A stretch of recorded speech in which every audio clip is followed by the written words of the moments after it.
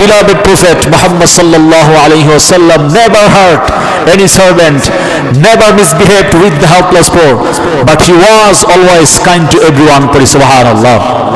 ما كان محمد أبا أحد من رجالكم ولكن رسول الله وخاتم النبيين وكان الله بكل شيء عليما. রব্বুল আলামিন বলেন, ও নবী, আমি আপনাকে গোটা বিশ্বজগতের সবার জন্য রহমত করে পাঠিয়েছি।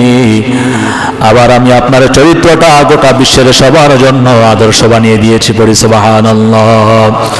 ওয়া ইন্নাকা লাআলা খুলুকিন আযীম। আল্লাহ বলেন, নবী, অসাধারণ সুমহান চরিত্রের উপরে আমি আল্লাহ আপনাকে প্রতিষ্ঠিত করেছি। পড়ি সুবহানাল্লাহ। And verily you are on a very good standard of character.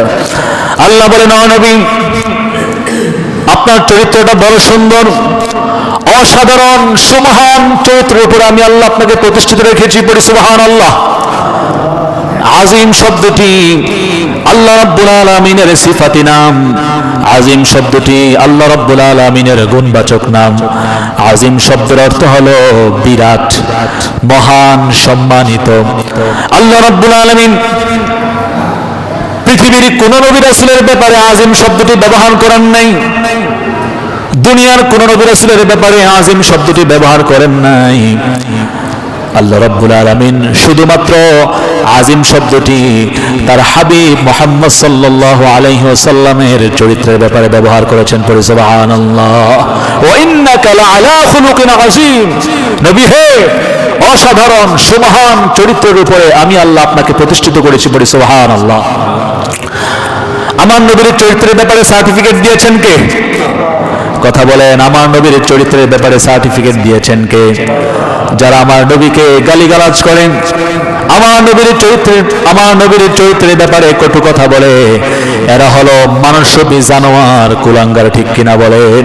এদের সাথে আমাদের কোনো সম্পর্ক থাকতে পারে? আমার নবীর চরিত্র কোরআনের মতো পবিত্র। সুবহানাল্লাহ। আমার নবীর চরিত্র কোরআনের মতো পবিত্র। আমার নবীর চরিত্রের মতো বিশ্ব ব্রহ্মাণ্ডের কারো চরিত্র হতে পারে? পা থেকে মাথা পর্যন্ত বিশ্ব নবীর চরিত্রে একটা কালো দাগ বসানোর মতো ক্ষমতা কারো আছে নাকি? কারণ বিশ্ব নবীর চরিত্র কোরআনের চরিত্র। বিশ্ব নবীর চরিত্র কিসের চরিত্র? বিশ্ব নবীর চরিত্র কোরআনের চরিত্র। একবার সাহাবায়ে কেরাম আম্মা আয়েশা সিদ্দিকা রাদিয়াল্লাহু আনহাকে জিজ্ঞেস করলেন, ও আম্মা, আমাদেরকে বলেন আমাদের নবীর চরিত্রটা কেমন ছিল? আম্মা আয়েশা সিদ্দিকা রাদিয়াল্লাহু আনহা বলেন, ও সাহাবীরা, শোনো শোনো, কানা খুলুকুল কুরআন। তোমাদের নবীর চরিত্রটা ছিল কোরআনের চরিত্র। সুবহানাল্লাহ। পড়েন, the character of the Prophet Muhammad sallallahu alaihi wasallam was similar to the character of the Holy Quran. পড়ি সুবহানাল্লাহ। আমার নবীর চরিত্র কিসের মতো বলেন তো? আমার নবীর চরিত্র কিসের মতো? কোরআনের মতো আমার নবীর চরিত্র। বলেছেন কে? কোরআনের শুরু থেকে শেষ পর্যন্ত, কোরআনের শুরু থেকে শেষ পর্যন্ত যা যা বলা হয়েছে বিশ্ব নবীর জীবনীতে সেগুলো প্র্যাকটিক্যালি করে দেখানো আছে। পড়ি সুবহানাল্লাহ। আবার বিশ্ব নবীর আরেক স্ত্রী উম্মে সালামা বলেন, عندما يمشي رسول الله على الأرض كأن القرآن يمشي عليه। উম্মে সালামা বলেন, বিশ্বনবী যখন মদিনার রাস্তা দিয়ে হেঁটে যেত, আমার কাছে মনে হতো এটা বিশ্বনবী না, জীবন্ত কোরআনটা রাস্তা দিয়ে হেঁটে হেঁটে যাচ্ছে। সুবহানাল্লাহ। উম্মে সালামা বলেন, বিশ্বনবী যখন মদিনার রাস্তা দিয়ে হেঁটে যেত, আমার কাছে মনে হতো এটা বিশ্বনবী নয়, জীবন্ত কোরআনটা রাস্তা দিয়ে হেঁটে হেঁটে যাচ্ছে। বলি সুবহানাল্লাহ। আল্লাহ নবী ছিলেন কোরআনের জীবন্ত আকৃতি। কোরআনের জীবন্ত আকৃতি ছিলেন কে? আল্লাহর নবী। আবার আল্লাহ রাব্বুল আলামিন বিশ্ব নবীকে এই দুনিয়াতে সকল নবী রাসূলের পরে পাঠিয়ে খাতামুন নবীন, আখিরি নবী, সর্বশেষ নবীর মর্যাদা দান করেছেন। পড়ি সুবহানাল্লাহ। বিশ্বনবীকে দুনিয়ায় পাঠানোর মাধ্যমে আল্লাহ রাব্বুল আলামিন এই দুনিয়ায় নবী রাসূল আগমনের যে ধারা, সেই ধারাকে চিরতরে বন্ধ করে দিয়েছেন। কিয়ামত পর্যন্ত আমার নবীর পরে পৃথিবীতে আর কোনো নবী আসবে? কথা বলুন, আসবে? আসবে না। তিনি খাতামুন নবীন, তিনি আখিরি নবী, তিনি সর্বশেষ ও সর্বশ্রেষ্ঠ নবী। সুবহানাল্লাহ। আল্লাহ রাব্বুল আলামিন পবিত্র কোরআনে সূরা আহজাবের মধ্যে সুন্দর করে বলে দিলেন, মা কানা মুহাম্মাদুন আবা আহাদিম মির রিজালিকুম ওয়ালাকিন রাসূলুল্লাহ ولكن رسول الله وخاتم النبيين وكان الله بكل شيء عليما। আল্লাহ রাব্বুল আলামিন বলেন, আমার নবী মুহাম্মদ সে তোমাদের কারো পিতা নয়, সে তোমাদের পুরুষদের কারো বাবা নয়, সে হলো খাতামুন নবীন, আখিরি নবী, আমার প্রেরিত সর্বশেষ নবী। পড়ি সুবহানাল্লাহ। Our beloved prophet Muhammad sallallahu alayhi wasallam is the last and greatest messenger of all the prophets. আমার রাসূলের পরে পৃথিবীতে আর কোনো নবী আসবে? কিয়ামত পর্যন্ত আর কোনো নবী আসবে? তিনি যে খাতামুন নবীন, শেষ নবী, আখিরি নবী, এটা বলেছেন কে? এটা কার কথা? আল্লাহ রাব্বুল আলামিন বিশ্বনবীর বাম কাঁধে মোহর নবুয়ত দিয়েছেন, নবুয়তের সিলমোহর। তিনি যে খাতামুন নবীন, তিনি যে আখিরি নবী, তিনি যে শেষ নবী, তারপরে কিয়ামত পর্যন্ত আর কখনো কোনো নবী আসবে না, এটা তার প্রমাণ। পড়ি সুবহানাল্লাহ।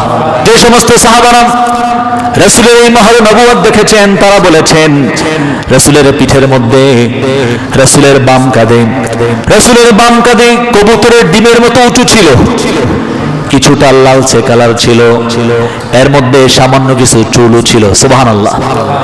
এটা আমার রাসূলের পিছনের চোখ, আমার রাসূলের পিছনের ক্যামেরা। আমার রাসূল সামনে যেমন দেখতেন, আল্লাহর হাবিব তার মোহর নবুয়ত দিয়ে পিছনেও তেমন দেখতেন। পড়ি সুবহানাল্লাহ। এই সম্মান দিয়েছেন কে? একবার বিশ্বনবী বললেন, আল্লাহ রাব্বুল আলামিন কিয়ামতের দিন তার হক নষ্ট করার কারণে ইচ্ছা করলে তিনি ক্ষমা করে দিবেন, কিন্তু যারা বান্দার হক নষ্ট করবে আল্লাহ রাব্বুল আলামিন তাদেরকে কখনো ক্ষমা করবেন না। যদিও আমি তোমাদের নবী, যদিও আমি তোমাদের রাসূল, আমি যদি তোমাদের কারো হক নষ্ট করে থাকি, আমাকে বলো, আজকে আমি তোমাদের হক মিটিয়ে দিব, আজকে তোমাদের দেনা পাওনা সব শোধ করে দিব। রাসূলের কথা শুনে সাহাবায়ে কেরাম সবাই চুপ রইলেন, কেউ কোনো কথা বললেন না।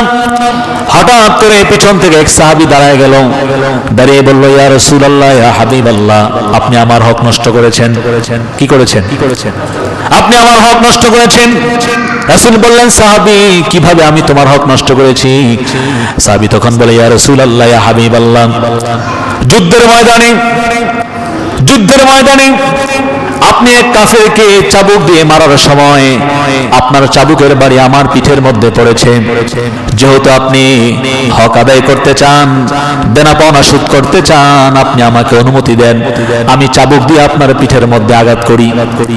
এই কথা শোনার সাথে ওমর ফারুক রাগান্বিত হয়ে যায়, ক্ষিপ্ত হয়ে যায়। কত বড় সাহস, কত বড় স্পর্ধা, বিষ্ণুনবীর গায়ে আঘাত করা হবে। রাসূল বলেন, ওমর, তুমি ঠান্ডা হও, শান্ত হও, রাগান্বিত হও না, এটা বান্দার হক, বান্দাকে মিটাতে দাও, বান্দার হক বান্দাকে মিটাতে দাও। রাসূল তাকে অনুমতি দিলেন, সাহাবী তুমি সামনে আসো, এসে তুমি আমাকে চাবুক দিয়ে আঘাত করো। ওই সাহাবী তখন হাতের মধ্যে একটা চাবুক নিয়ে প্রিয় রাসূলকে আঘাত করার জন্য রাসূলের সামনে চলে গেল। উপস্থিত সাহাবায়ে কেরাম সবাই হতভম্ব হয়ে গেলেন, কি ব্যাপার, কি হতে যাচ্ছে?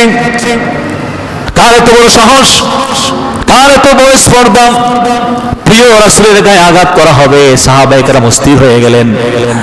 তখন ওই সাহাবী বলে, ইয়া রাসূলুল্লাহ, ইয়া হাবিবাল্লাহ, দুর্ভিক্ষের সময় যুদ্ধ হয়েছিল, দুর্ভিক্ষের সময় যুদ্ধ হয়েছিল, প্রচন্ড গরমের কারণে, প্রচন্ড তাপের কারণে, প্রচন্ড রোদের কারণে আমার গায়ে জামা ছিল না।